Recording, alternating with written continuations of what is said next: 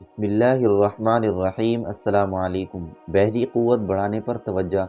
عیسائیوں کو ایک افسوسناک شکست دینے کے بعد سلطان رحمہ اللہ کچھ دن آرام سے بیٹھا تو اسے اپنی بحری قوت بڑھانے کا خیال ہوا۔ بحری قوت بڑھانے کے لیے ضروری تھا کہ پہلے سپاہ کو اس کے فوائد عملی طور پر سمجھائے جاتے۔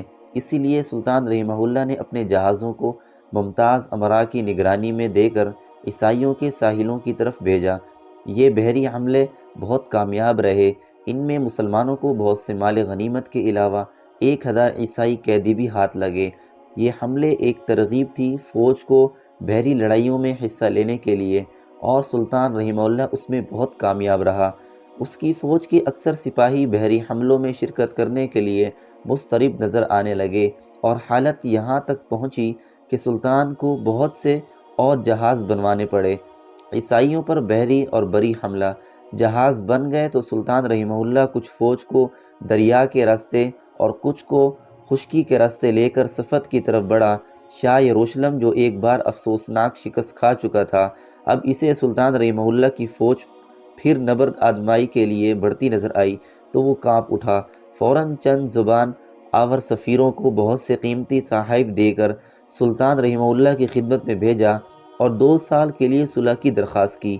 2 سال کے لیے معاہدہ۔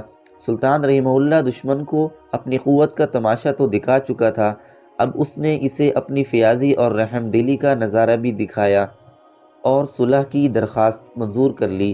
عیسائیوں نے قسمیں کھا کھا کر وفا کا عہد کیا تھا، مگر افسوس وہ بہت جلد اس عہد کو بھول گئے۔ عیسائیوں کی بدعہدی۔ سلطان رحمہ اللہ نے دشمن سے دب کر نہیں، ان پر غالب آ کر معاہدہ کیا تھا، وہ تو اس کا پابند رہا، لیکن عیسائی حسب عادت بدعہدی اور بے وفائی پر اتر آئے۔ رینالڈ طرابلس کے نواب نے اس بدعہدی کا آغاز کیا۔ سلطان رحمہ اللہ نے اس کے بد دماغ سر پر ایسی ضرب رسید کی کہ وہ انسان بن گیا۔ ایک نیا جھگڑا۔ حلب پر سلطان صلاح الدین رحمہ اللہ الصالح حاکم موصل میں جو معاہدہ ہوا تھا، اس میں نور الدین کیفہ کا ایک سردار بھی شریک تھا۔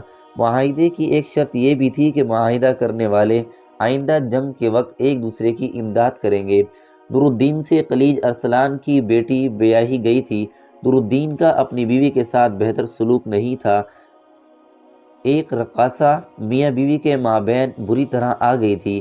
نور الدین اس رقاصہ پر ہزاروں بیویاں قربان کرنے پر تیار تھا، اس لیے بیوی شوہر سے سخت ناراض رہنے لگی اور اپنے باپ سے شکایت کر کے نور الدین کو سزا دلوانی چاہی۔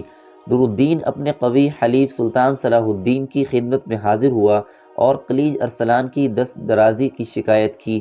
حلیف کی امداد سلطان جیسے عادل اور فرض شناس بادشاہ کے لیے چونکہ انتہائی ضروری تھی، اس لیے وہ طری سرعت کے ساتھ خلیج ارسلان کی قلمرو کی طرف بڑھا۔ خلیج ارسلان سلطان کی قوت اور حوصلے سے ناواقف نہ تھا۔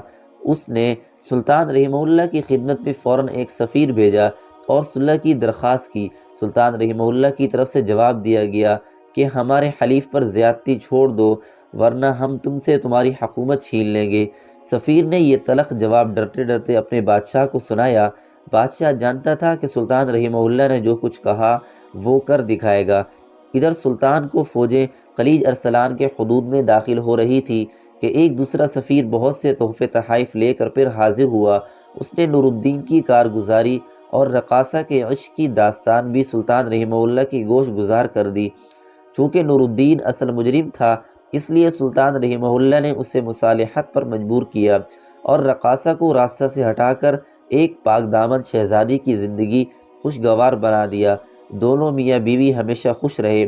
خلیج ارسلان سے سلطان رحمہ اللہ کو ذاتی بغض تو تھا نہیں۔ جب نور الدین اور خلیج ارسلان میں مصالحت ہو گئی تو اس نے بھی خلیج کی طرف دوستی کا ہاتھ بڑھایا۔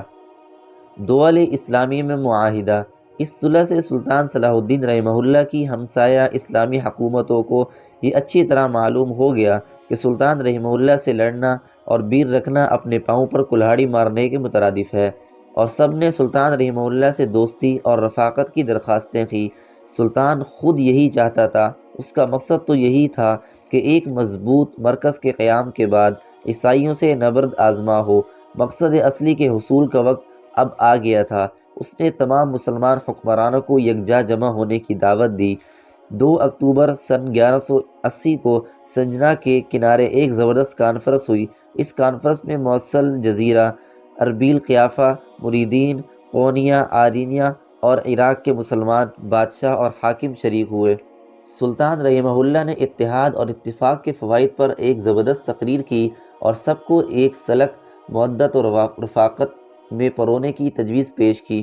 سب نے اس تجویز کا خیر مقدم کیا اور ایک معاہدہ مرتب کیا گیا۔ اس معاہدے کی اہم دفعات یہ تھی: نمبر 1، ایک دوسرے کی حدود سلطنت کا احترام۔ نمبر 2، اگر کسی فریق پر کوئی دوسری طاقت حملہ کرے تو اس کی امداد۔ نمبر 3، عیسائیوں کے خلاف جہاد عظیم، مصر کو واپسی۔